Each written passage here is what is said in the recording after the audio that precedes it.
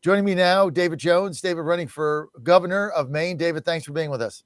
Oh, thanks for having me. It's good to be here. How you doing? Why are you running for governor? What's the deal? Give us a recap.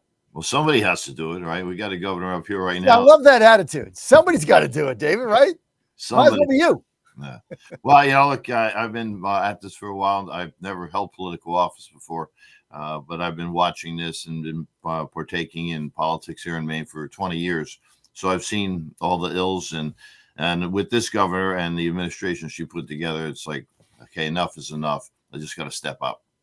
So what's up with your current governor? Does she have another term? Like, just outline that for us. No, she's done. She's done. All right. So what we have is an open seat. There's several people that are running to take that seat. I'm one of them. I think I'll be the one that will be the next governor of the state of Maine. But it's interesting. The Mills family has been involved in politics here in the state of Maine for quite some time, and look, everything they've touched is going to hell in a handbasket. She's the one, I don't know if you remember, said, "I'll see you in court" to President Donald Trump. Which made national news. And she's using the people of the state of Maine to further her career. She wants to run for U.S. Senate now against Susan Collins, which is, she's a great senator. She's always brought home the programs here to the state of Maine. She's been a great senator that's represented the people. But this woman that we have, Janet Mills, I mean, the idea of her being senator now or to what she's done as governor, that doesn't make any sense to me. So we're I'm a MAGA. I'm one of the only MAGA people in the world that is a Susan Collins fan. I understand the state she represents. I understand what she's up against, but I've said this over and over.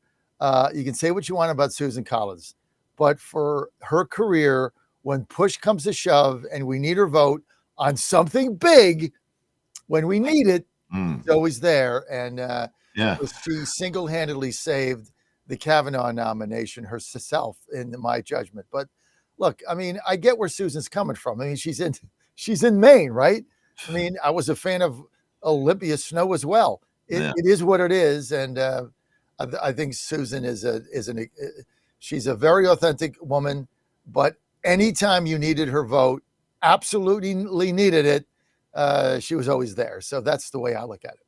Yeah, we wouldn't have Brett Kavanaugh, and we wouldn't have control of the Supreme Court if it wasn't for her. So, right. God bless the work she's done. Look, there's been plenty of times when I like you, I am MAGA.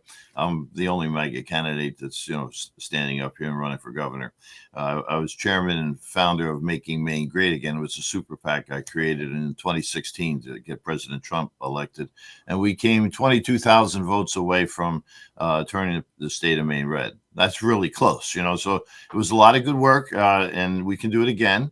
But, I do understand the game that Susan Collins has to play. And like you, we have no better choice. There's no doubt about it. And she's always been good. And if you ever want to watch a great speech, the presumption of innocence speech she did for Brett Kavanaugh was an absolutely amazing. It's one of the classic speeches in Senate chamber that's ever been made. I agree with that. Yeah. I agree with you there. And, obviously, I think she's had Parkinson's, right, for some time, I believe, or something. So her health is not always perfect. She's been fighting that, but I like her. I always have. But I liked Olympia Snow back in the day as well. I like Olympia too. She was great. I mean, look, I liked her, and so she retired. She was one of those U.S. senators that said, "All right, the hell with this. I got better things to do with my golden years than go up there and argue with Barack Hussein Obama." Right? So it's like, I don't blame her. I mean, you go down there and you want to actually get something done, and it was at a point where we couldn't get anything done.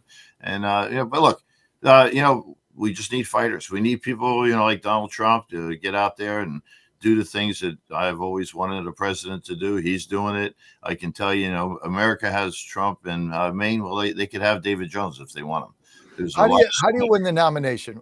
Tell us about when's the nomination in Maine? Is it a jungle primary? How do you win that?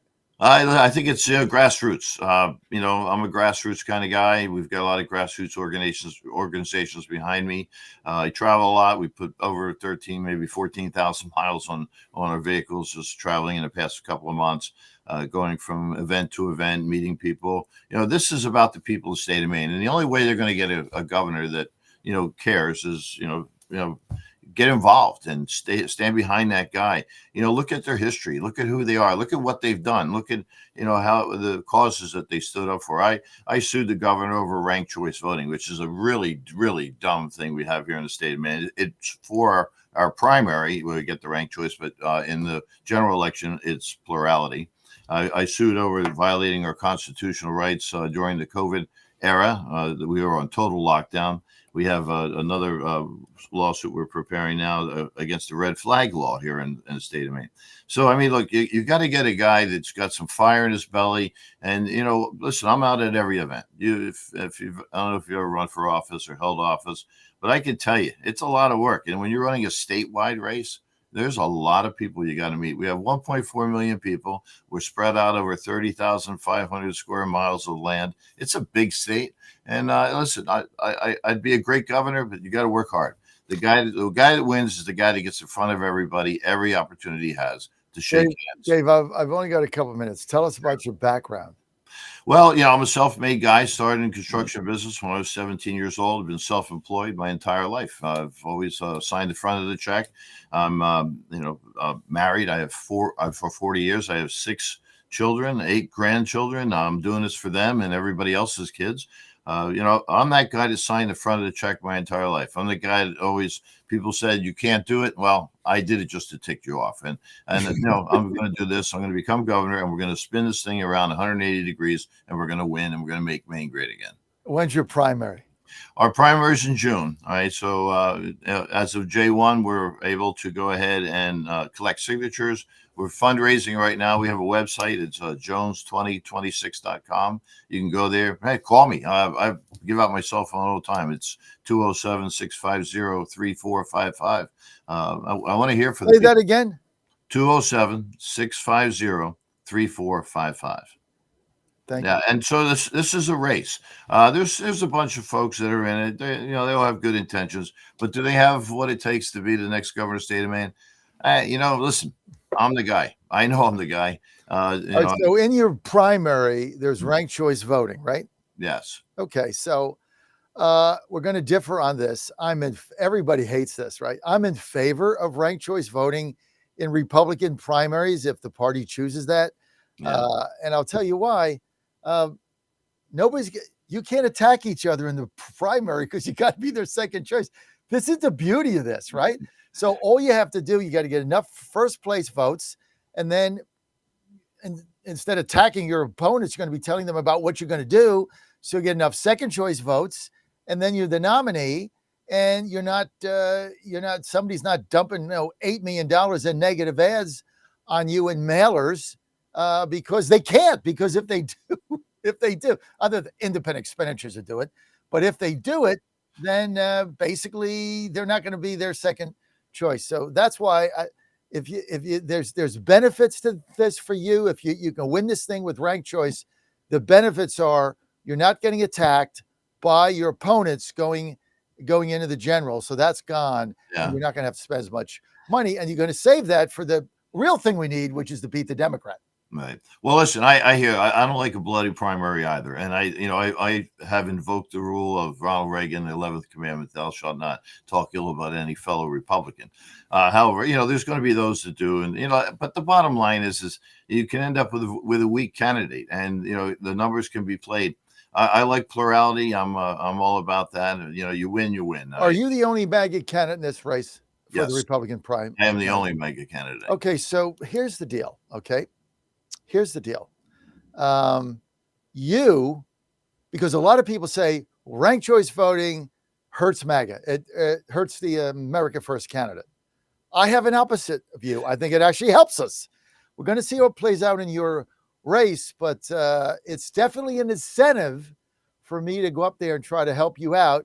And then we could just see exactly what's going on.